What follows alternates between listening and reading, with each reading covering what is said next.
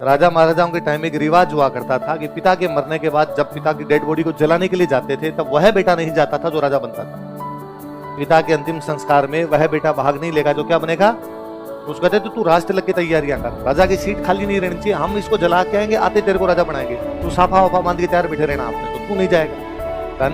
उदय सिंह राजा किसको घोषित करके गए, जगमाल। तो अंतिम संस्कार में कौन नहीं जाएगा, जगमाल। जब मेवाड़ के राणा की डेथ होगी तो मेवाड़ के सारे लोग आएंगे भाग लेने के लिए, बड़े बड़े सामंत भी आएंगे, आसपास के राजा भी आएंगे अंतिम संस्कार में। अब जब गोगुंदा में उदय सिंह अंतिम संस्कार हो रहा था, मेवाड़ की जनता खड़ी है, मेवाड़ के सामंत खड़े हैं, और उन सब ने देखा कि वहां पर महाराणा प्रताप खड़े। कौन खड़े, और लोगों में कहना खुशी खुसर खुसर होने लगी, अरे नियम तोड़ दिया है, प्रताप तो बड़े बेटे हैं तो राजा बनेंगे, और जो राजा बनता है वो बेटा कभी भी अंतिम संस्कार में आता, तो ये फ्यूनरल में अंतिम संस्कार में यहाँ पर क्या कर रहे हैं।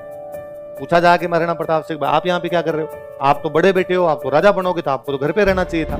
प्रताप ने कहा सॉरी, शायद आप लोगों को पता नहीं होगा, पिताजी मुझे राजा नहीं बना के गए। पिताजी किसको राजा बना के गए, तो देख लो जगमाल हमारे में नहीं है, हम नियमों का पूरा पालन कर रहे हैं। वहां पर खड़े थे सलूम्बर के कृष्णदास चुंडावत। कौन खड़े थे, और कृष्णदास चुंडावत ने कहा कि मेवाड़ में कौन राजा बनेगा और कौन राजा नहीं बनेगा ये मेवाड़ का राणा निर्धारित नहीं करता है, ये निर्धारित करता है सलूम्बर का सामंत। कौन करता है, उदय सिंह कौन होते हैं ये कहने वाले कि साहब जगमाल बनेगा और प्रताप नहीं बनेगा। मैं इस जनता की तरफ से घोषणा करता हूं कि मेवाड़ का अगला राजा कौन होगा, महाराणा प्रताप। उदय सिंह जी का अंतिम संस्कार किया, महाराणा प्रताप को कंधों पर बिठा के लेके नारे लगाते आए, हमारा राणा कैसा हो महाराणा प्रताप। उधर जगमाल साफा बांध के तैयार बैठा कि भाई आएगी जनता रातें मेरा क्या करेगी, राज तिलक करेगी। जगमाल ने कहा अरे नारा चेंज करो तुम्हारा, ऐसे क्या लगा रहे हो, नारा लगाओ हमारा राणा कैसा हो महाराणा जगमाल।